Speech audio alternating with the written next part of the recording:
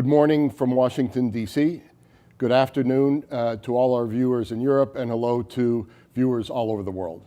I'm Fred Kemp, President and CEO of the Atlantic Council. I'm pleased to welcome you to today's edition of Atlantic Council Front Page, our premier platform for global leaders tackling the challenges of our times. Today's Atlantic Council Front Page is a particularly timely and significant one. We are joined by NATO Secretary General Jens Stoltenberg from the Alliance's headquarters in Brussels. This is the Secretary General's first live interview since NATO and the United States delivered their written responses to Moscow's security demands of December, as he leads the Alliance through one of the most perilous moments in recent history. Secretary General Stoltenberg, we are honored, as always, to welcome you back to the Atlantic Council, NATO's home in Washington, D.C. The specter of a major conflict in Europe is more present today than it has been at any time since the end of the Cold War. The Russian buildup of forces on Ukraine's borders is a threat not only to the territorial integrity of that country, it is a direct assault on international norms of national sovereignty and self-determination. The stakes are generational. At this crucial moment, we are eager to hear the Secretary General's perspective on this Kremlin-generated crisis in Ukraine, how NATO is responding, the implications for the new NATO strategic concept, and what is next for the alliance itself. To moderate today's discussion, we are delighted to welcome Margaret Brennan, CBS News' exceptional chief foreign affairs correspondent and the moderator of Face the Nation. To our audience, thank you all for joining us from all over the world for this important discussion. Today's event is a continuation of the robust and multifaceted Atlantic Council coverage of the crisis. Please visit our website, atlanticcouncil.org, for expert analysis and breaking commentary. We are broadcasting live on Zoom, as well as the Council's website, YouTube, Twitter, and Facebook accounts. I encourage all of you watching to join the conversation on social media using the hashtag ACFrontPage and hashtag NATO. And now, Margaret, over to you. Thank you so much, Fred, and good morning to everyone watching here stateside. Good afternoon to you, Mr. Secretary General. I don't really need to introduce you, but of course, for anyone watching, Jens Stoltenberg is the Secretary General of NATO and has been since October 2014, following a distinguished international and domestic career, including as Prime Minister of Norway and UN Special Envoy on Climate Change. But now I would say, Mr. Secretary, you have a tremendous challenge in front of you at this moment. We have heard from Russia in their public communications so far that what NATO and the United States put on the table did not address their chief security concerns. Russia's forces continue to build in the region. At this point, can NATO deter a Russian invasion of Ukraine, or is your aim simply to contain the conflict from becoming a regional war? Our aim is, of course, to convey a clear message to Russia, and that's exactly what we're doing, that if they use military force against Ukraine, it will have severe consequences. NATO allies are ready to impose heavy economic sanctions, political, financial sanctions. NATO provides support to Ukraine. We help Ukraine with modernizing their defense and security institutions, and NATO allies provide trainers, equipment, so Ukraine can also impose costs on Russia if they once again invade Ukraine. And then thirdly, and most importantly for NATO allies, is that of course we are also ready to step up, as we actually now do, our military presence in the eastern part of the alliance to prevent any misunderstanding or room for miscalculation about NATO's ability and readiness to protect and defend all allies. So we are doing three things. We are sending a message of sanctions, high price to pay. We are supporting Ukraine, and we are of course also conveying absolute unwavering commitment to all NATO allies. But have you seen any concrete indication to date that Russia is backing down? What we have seen is a continued military build-up by Russia, and of course that is something we follow very closely. They are deploying more troops, more heavy equipment, and now also thousands of combat-ready troops to Belarus, also with aircraft, helicopters, and advanced weapon systems, S-400, and other weapon systems into Belarus. So the military build-up continues. At the same time, Russia was willing to meet us, the United States and NATO allies, a couple of weeks ago, and that's a good sign that we sat down in the same room and for hours addressed the situation in and around Ukraine and the security consequences for all of us, for Europe, but also that we have now conveyed our written proposals, how we believe it's possible to find common ground on everything from arms control to transparency on military activities to more lines of communications between NATO allies and Russia. And now Russia has to assess these proposals, and we are ready to sit down with them when they are ready to continue the efforts to find a diplomatic political solution. Ukraine's foreign minister said today they believe they could take the next 2 weeks to continue talking. Do you think you have that kind of time? So we have that time as long as Russia does not once again decide to use military force. You don't see that as imminent? Certainty. Well, there's no certainty about the Russian plans, and maybe they have not made any final decision. From the NATO side, we are ready to engage in political dialogue, but we're also ready to respond if Russia chooses an armed conflict, confrontation. So we are ready for both options. We are working hard for the best, peaceful political solution, but we're also prepared for the worst. Russia once again using force against the neighbor Ukraine. In terms of preparing for the worst, you said earlier this week that the NATO response force, which is a force of about 5,000, could be deployed within days. Given the wide array of potential actions that Russia could take, exactly what is the threshold for their deployment? Have the allies agreed on exactly what would trigger that? First of all, the NATO response force is only one of the elements in what we do to provide credible deterrence and defense to all NATO allies, and especially those allies in the east of the alliance. We have already, after Russia used force against Ukraine in 2014, for the first time in our history, deployed combat-ready battle groups, NATO battle groups in the eastern part of the alliance, in the Baltic countries and Poland. We have air policing both in the Black Sea region and in the Baltic region. We have more naval presence, and over the last weeks we have actually stepped up the number of planes and ships in these different missions.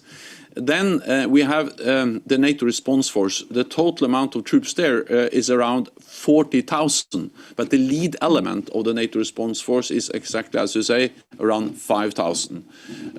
That's a political decision. We will assess, we will make our decisions when we see any need to further increase the presence in the east, either by deploying the whole or elements of the NATO response force, depending on what the situation is, and or we're also considering to deploy or to have battle groups not only in the Baltic countries and in Poland as we have now, but also France, the United Kingdom, and other allies have also indicated willingness to have similar battle groups in the Black Sea region under NATO command as part of a NATO presence.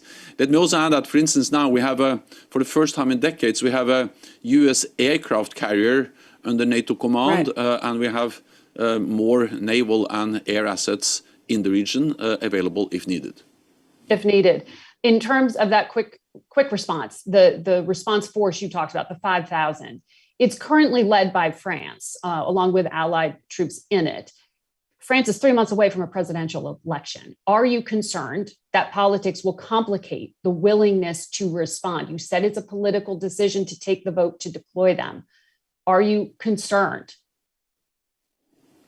So France is a very committed NATO ally. France has high-end capabilities. France has also demonstrated over many years the ability to also deploy forces if needed and to engage in difficult conflicts and address many challenging situations. So I'm absolutely confident that France, but also the other allies in the lead elements, we call it the VJTF, the lead elements of the NATO response force, will be ready to deploy if needed. But we are at the same time pursuing the diplomatic track, because the best solution will be to prevent any intervention into Ukraine, and therefore we are sending the strong messages of also severe consequences, a high price to pay for Russia, but also the fact that we have now seen an increased support to Ukraine. Canada just announced, for example, more trainers to Ukraine. So the Ukrainian troops, the Ukrainian army, is much better trained, much better equipped, and much more ready now than they were in 2014. And of course, that will really impose costs on Russia if they decide to move into Ukraine once again. Right, for Ukraine to defend itself. But as you know, I mean, diplomacy is most powerful when there's a credible use of force behind it. So that's why I'm asking you about that decision. I mean, if it has to be put to a vote among allies, are you confident? Do you know what that threshold is that would get all allies to agree to use that response force? But we will never give any potential adversary the kind of the privilege of defining exactly the threshold. What we will do is that we will always be sure that we have the necessary forces in the right place at the right time to defend and protect all allies. And we have done that for more than 70 years. And the success of NATO, the strongest alliance in history, is that by standing together, based on the principle an attack on one ally will trigger the response from the whole alliance, one for all for one, we have been able to preserve peace, to prevent any attack. And I'm absolutely certain that we will be able to do that also in the future with the NATO response force, but also with the forces we already have in the eastern part of the alliance, the increased naval and air presence, and of course also the fact that the United States has over the last months and years increased its military presence in Europe, which is adding up to the total strength of NATO in Europe. Well, President Biden also, as you know, put on notice that those 8,500 U.S. troops. But as was made clear at the State Department yesterday, the U.S. can sometimes move more quickly, according to the State Department. And that's why the U.S. is talking to countries about unilaterally sending in troops to NATO's eastern flank. So doesn't this send the message that America is looked to be that first quick reaction force rather than NATO? Do you support this kind of unilateral action? But the strength of NATO is that we bring 30 allies together and we coordinate their efforts. And sometimes we do this. They do that in their national capabilities on bilateral, agreements. Sometimes this is done within the NATO framework, but still we speak about NATO allies protecting each other. NATO is already in the region. We already have assets both on the ground in the Black Sea region and the Baltic region. We have air and sea capabilities there with the standing NATO naval forces that have now actually received more ships from Spain, from Denmark, planes from the Netherlands, also from from Denmark and other countries. So NATO is already there. We have the high readiness force that can be deployed within days. We have actually increased the readiness levels of NATO's response force, the lead elements. We did that several weeks ago, so they are prepared to deploy quickly. And then on top of that, we have national capabilities, not only from the United States, but also from other allies. So are you saying that Romania and other countries that the United States is talking to do not need this unilateral support from the United States, that NATO forces are sufficient at present? I'm saying that we are coordinating closely what we do as NATO and what individual NATO allies do together with other NATO allies. And the most important thing is that the totality of that delivers the necessary deterrence and defense. We will, of course, constantly assess the need to adjust our presence, also in the Black Sea region. We have already increased our presence in the Black Sea region over the last days and weeks. We have increased the readiness of our forces that can quickly move into the region if needed. And then on top of that, we have allies like France, like UK, but also United States, looking into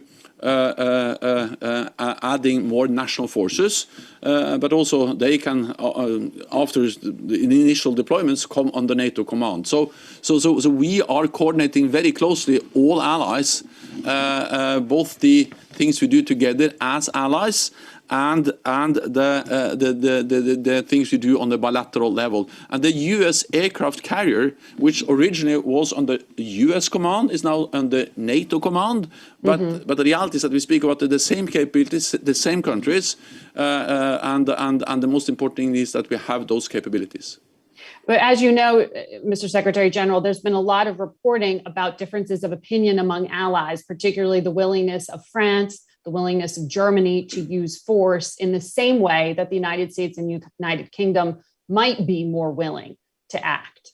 So do you believe that you can deal with those kind of divisions and that you have agreements, even if you don't want to spell them out to us today, but agreements on what the threshold for action would be? But I think we need to understand that these troops that we deploy in Romania, we already have troops in Romania, in the Black Sea region, in the Baltic region, they are there to defend NATO allies. And that's an absolute 100% guarantee from all allies, including, of course, Germany and France. Germany actually leads one of the battle groups in the Baltic region, the battle group we have in Lithuania. So there's no way Germany cannot be part of that because they're already there. And France is also part of our deployment in the eastern part of the alliance. And France is then now considering to add more troops. This is about defending NATO allies. And Article 5, the commitment to defend all allies, one for all for one, that's in a way enshrined in our founding treaty, something we have been committed to, all of us, for more than 70 years. Then there is another issue that's also important, but another issue, that is what kind of support do we provide to Ukraine, which is not a NATO ally, but a highly valued NATO partner. There are some differences between allies. I don't try to hide that, but that's a very different thing than the commitment to protect and defend all allies. So when you speak about the NATO response force, the NATO battle groups, the increased air and sea presence in the standing naval forces, that's about defending NATO territory, 100% agreement, no doubt. When it comes to what kind of support we should provide to a partner, Ukraine, yes, there are some differences. Some allies are not ready to provide, for instance, lethal aid or military equipment. So NATO provides something as an alliance, capacity building, cyber, helping them to modernize their security institutions, share information, and so on. And then some other allies, especially the United States, Canada, the United Kingdom, are also providing trainers, defensive weapon systems, and so on to Ukraine. But I think it's important to distinguish those two tasks. Right. Support to Ukraine, yes, important. the commitment to protect and defend allies. That's our core task, and it's absolute commitment from all allies, and Germany and France is part of that. But what I hear you saying there is that the intention of a deployment would be to contain the possibility of a regional conflict that would affect your members, not to deter Russia from attacking a country that is not a member, although a valued partner. Is that correct? It's correct that we are not planning to deploy NATO combat troops to Ukraine. And neither is the United States. But don't you think, and neither is the United States, President Biden has made that clear. And that has been one of the criticisms of NATO to date, that because going back to 2014, the United States and NATO were not willing to use force to deter aggression and annexation of territory from a NATO partner. I know, not a member, but that Vladimir Putin saw that, and that he knows now there was not a willingness to use force to stop him. Why should he take NATO seriously now?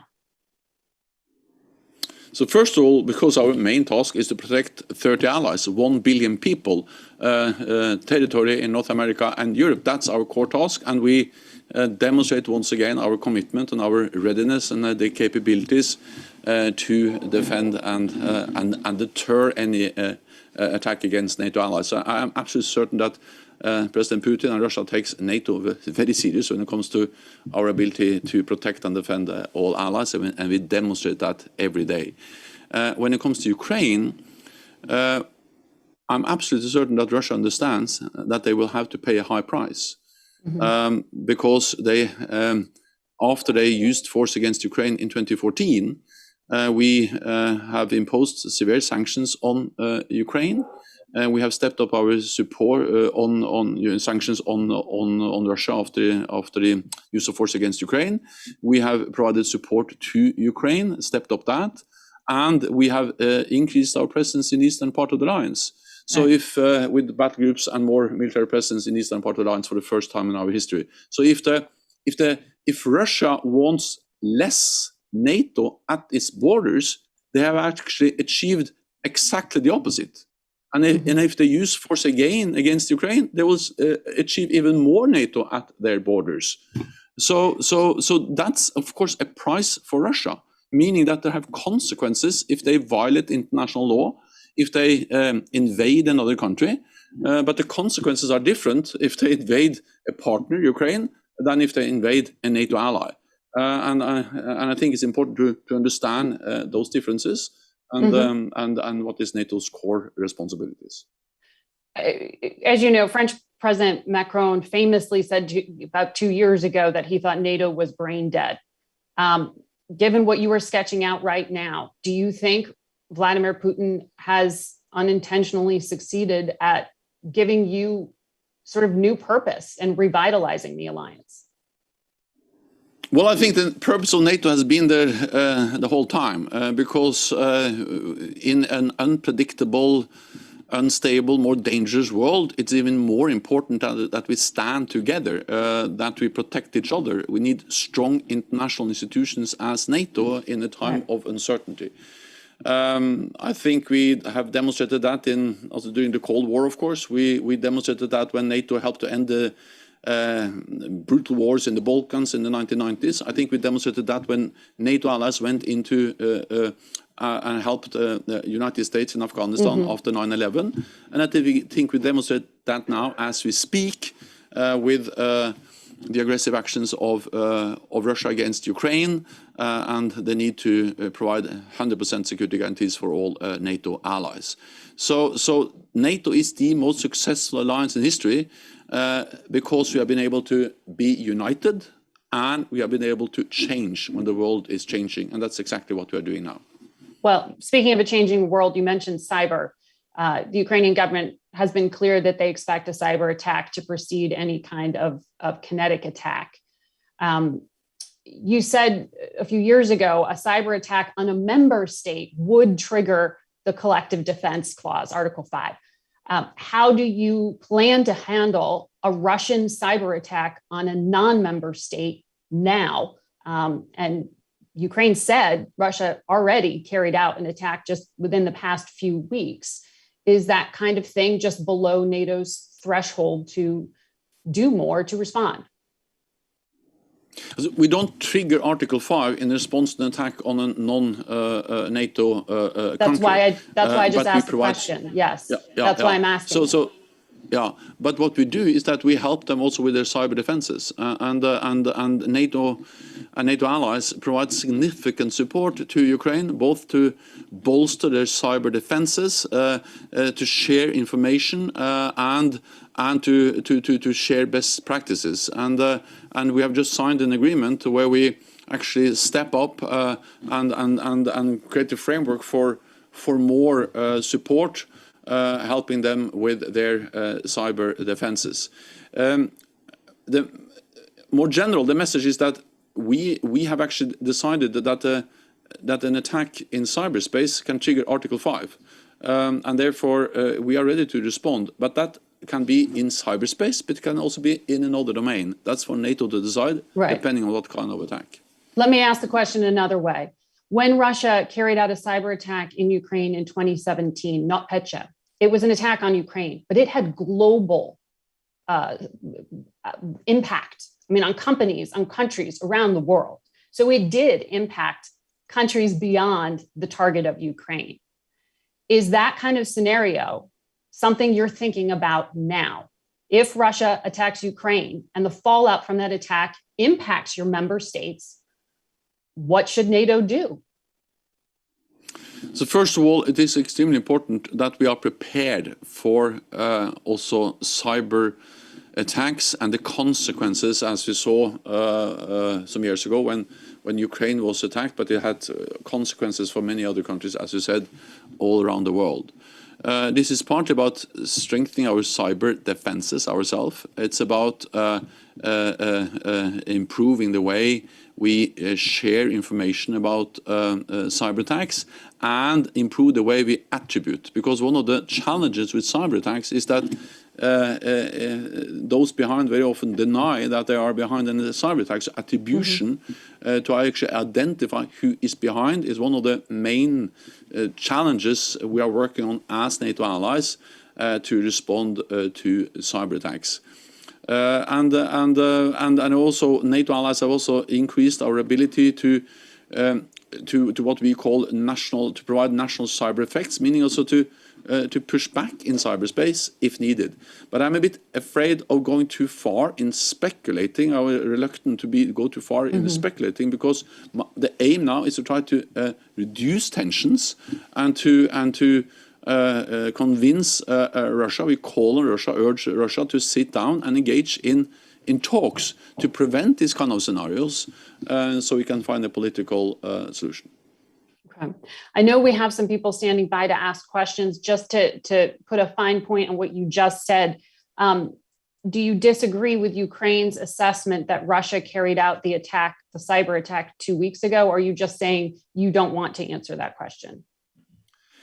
I'm saying that we are not going into details about our intelligence, but we are very much aware of that Russia has been responsible for cyber attacks before, and they can, of course, be responsible for that again. And, of course, as a kind of first step or a precursor to a kinetic military attack, cyber attacks is a very likely scenario. And let me also add that one possibility is a full-fledged Russian invasion with tens of thousands of combat troops, heavy armor, planes, missiles, and all the stuff they have lined up along the borders of Ukraine. But there are also many other ways for Russia to conduct aggressive actions. Cyber is one. Coup, efforts to topple the government in Kiev, sabotage. They have intelligence officers working inside Ukraine as we speak. So we need to be prepared for a wide range of different forms of aggressive actions by Russia against Ukraine. Mr. Secretary General, Anna Palacio is standing by with a question. Anna? Well, thank you, Margaret Brennan. And it's a great honor and a great pleasure, Secretary Stoltenberg. I'm speaking from Madrid, where NATO will meet in June to define the new strategic concept. And my question is, after the chaotic exit from Afghanistan and the bitter fighting between allies on budget, and frankly, the already mentioned comment by President Macron about NATO's vitality, NATO is again back front and center of the geopolitical arena. And I would like you to tell us, forward-looking, what are the lessons about allied political unity that could be included in the next strategic concept from this experience? Let me first say that I'm very much looking forward to attending the NATO summit in Madrid in June, and Prime Minister Pedro Sanchez and the whole Spanish government and the people of Spain will be great hosts, and that's something I really look forward to. Second, I believe that the Madrid summit will be a very important summit for many reasons, but not least because, as you said, we will agree a new strategic concept for NATO. The last time we did that was actually 10 years ago, and the world has changed so much, so we need to update the strategic thinking and the strategic concept of NATO. Then this concept will cover many issues, but on your question, I think the most important lesson we can learn from all these events you mentioned is the importance of North America and Europe standing together. Because when we face new threats and new challenges, a more assertive and aggressive Russia, cyberspace, terrorism, but also, of course, the security consequences of the rise of China, it is even more important that we have North America and Europe not apart, but together. Because as long as we stand together, we represent 50% of the world's economic might and 50% of the world's military might. So when we are together, we can tackle any challenge, any threat. And I think that's also important for the United States, because it's good for the United States to have 29 friends and allies. Sometimes they are concerned about the size of China. That of course China is no, the United States is big, but not that big compared to China. But if you add all NATO allies, then we are really big and strong together. So I think the most important lesson is NATO and Europe together. Thank you, Ana, who is the former Foreign Minister of Spain. I want to move to our next questioner, Elena Tregub. If you would introduce yourself and ask your question now. Sure. Good afternoon, Mr. Secretary General. I'm Elena Tregub. I lead a civil society organization here in Ukraine, advancing good governance in defense sector. Thank you for this opportunity to ask you a question. I was wondering, in your opinion, do you think it is possible to change the narrative about NATO and Ukraine to reflect their reality here on the ground? And the reality is that Ukrainian people want to move into NATO, and Ukrainian people put pressure on our politicians, no matter who's in power, to get us closer to NATO. While Russia sees the situation differently, that NATO is advancing towards Ukraine. Do you think if Putin believed that the desire to enter NATO comes from Ukrainian people, not the elites, he would act any differently right now?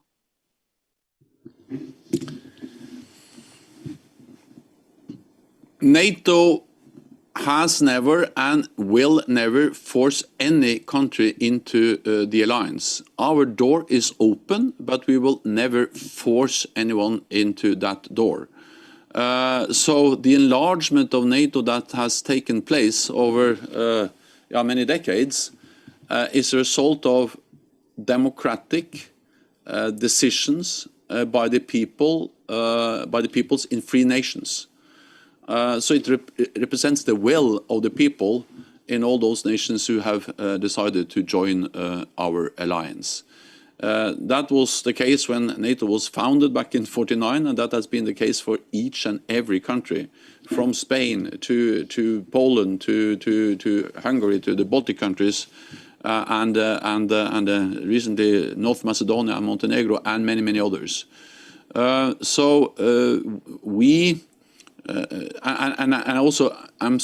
it's so obvious that those who try in a way to tell another story, they know that they're not telling the truth, because it is the fact is that countries have become members of NATO through their free, independent decisions. Thank you. And next question comes from Gabriella Doyle. If you would introduce yourself and ask your question. Thank you, Margaret and Mr. Secretary General. It's an honor. My name is Gabriella Doyle, and I'm an Assistant Director with the Atlantic Council's Transatlantic Security Initiative. To some viewers, the crisis in Ukraine may seem like a far-off possibility, yet its implications may affect all of us. What would you say to Americans in all 50 states and commonwealths about NATO's value and role in the world, not only in managing the current conflict with Russia, but also in terms of what NATO can offer American communities? I think that 2 world wars and the Cold War taught us that peace and stability in Europe is not only good for Europe, it's also good for the United States. So, of course, NATO and the American security guarantees to Europe, they have been important for European allies. But that is also extremely important for the United States. Peace, security, is the basis for prosperity. So for ordinary Americans, it is extremely important that NATO is the foundation for peace and stability in our part of the world. And this has been demonstrated over decades, and especially for the United States after 9/11, we invoked our collective defense clause, and tens of thousands of European, Canadian, non-US NATO soldiers, personnel have served shoulder to shoulder with American soldiers in Afghanistan in a response to an attack on the United States. And then also, as I mentioned, when it comes to China, of course, China will soon have a bigger economy than the United States. China will have the biggest economy in the world. They already have the largest defense budget. They are leading within many technologies, like parts of artificial intelligence, parts of quantum computing, and they already have the biggest navy in the world. Compared to China, it is a great advantage for the United States to have something that China and no other major power has, and that is many friends and allies. It's good to have friends. It's good to have allies. And that's exactly what the United States has in NATO, and that's also why NATO is important for people in the United States. Mr. Secretary General, there's a question coming in from someone watching at home. In a worst case situation, should Russia attack Ukraine, could there be, in theory, a speedy accession for fully fit countries like Sweden and Finland, should they wish to join NATO? So NATO respects decisions by sovereign independent nations. So we respect them if they apply for membership, but we also respect if they decide not to apply. And therefore we respect the decision that Finland and Sweden has taken so far not to apply for membership. And then we work closely with them. Finland and Sweden are our closest partners. We train together, we operate together. We have improved what we call the interoperability of our forces, so we can operate together, even though Finland and Sweden are not NATO members. And I spoke recently with the Finnish president. I spoke with the Swedish prime minister, and they conveyed very clearly this message that they're not applying for membership, but for them it's absolutely unacceptable what Russia now demands, that NATO should close the door forever for every potential member. Because then Finland and Sweden will lose the freedom to, at the later stage, choose NATO membership if they so want. So this is about the sovereign right of every nation to choose its own path. If they decide to apply, and that's a 100% Finnish and Swedish decision, then I think it is possible to make a decision quickly and for them to join quickly. At the end of the day, this has to be a a political decision, but when you see the high level of interoperability between NATO and Finland and Sweden, when you see to what degree they already meet NATO standards, it should be possible to allow them into our alliance quite quickly. We have time for just one more question. There is some speculation that Russia will not invade and disrupt the Olympics in China. Do you put credence in this, and can you explain how NATO sees the relationship between Russia and China? First of all, we have a lot of intelligence. We are monitoring very closely what is going on in and around Ukraine. We see a continued military buildup. We see the threatening rhetoric, and we also see the track record of Russia being willing to use force against Ukraine before. But at the same time, we have conveyed a message that there will be a high price to pay for Russia if they do so, and Ukrainian forces are much stronger now than back in 2014. And we are pursuing a diplomatic path with Ukraine, with Russia. We have just conveyed our written proposals. The reason why I say this is that I will not speculate. I just tell you that we are prepared both for a scenario where Russia invades or a scenario where they actually decide to sit down and engage in good faith in talks with NATO and NATO allies. So you don't see coordination between the two countries at this point? Sorry, that was the other part of the question. Yeah, no, what we see is that Russia and China are becoming closer and closer. They exercise together. They operate together. They stand together. For instance, more and more in the UN, in the UN Security Council. So these are two authoritarian regimes that do not share our values when it comes to democracy, the rule of law, the rules-based international order, and of course that adds to the concern that these two countries are becoming closer and closer, both when it comes to military but also political cooperation, and they crack down on democratic opposition in their respective countries. So all of us who believe in the rule of law, in democracy, in the freedom of press, we need to stand together, and that makes NATO just even more important. That in a time where we see authoritarian regimes stepping up, it is even more important that we stand together as NATO, both when it comes to the deterrence and defense, but also on our diplomatic efforts to find political solutions and to engage in dialogue with Russia, now on Ukraine, and with China on arms control and many other issues. So NATO is ready for dialogue, especially in light of the challenges both China and Russia poses to the rules-based order. Mr. Secretary General, thank you for your time. Thank you for your comments about the free press as well. And that concludes our Atlantic Council front page event today. Thank you for being with us during what is an incredibly busy and important time for you. And the Atlantic Council's programming will continue to follow this ongoing Russian aggression in and around Ukraine. That'll continue in just about 15 minutes at 9:30 a.m. Eastern, when we will hear from former NATO Supreme Allied commanders in Europe, and they will answer questions about how the alliance can enhance collective defense and prepare for further escalation. So thank you all for tuning in for this event. I'll see you Sunday. Thank you.